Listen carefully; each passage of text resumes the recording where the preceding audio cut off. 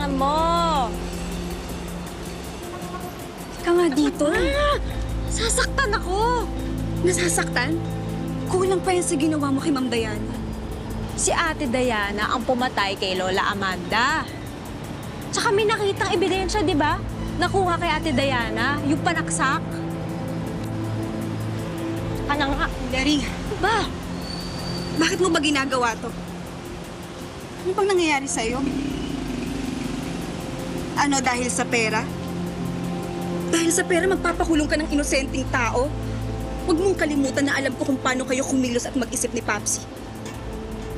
Hindi ako titigil hanggat hindi ko kayo napipigilan. Tingilan mo na yung pangingialam, ha?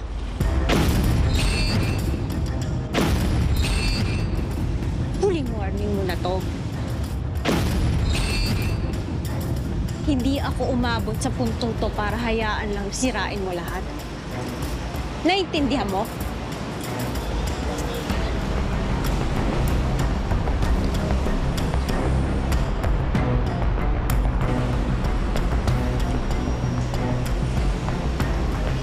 Kaya pakabait ka na, ha?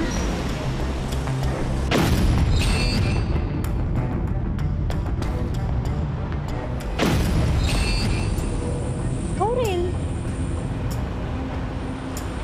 Baka kung anong mangyari sa'yo, saka ka pakailan.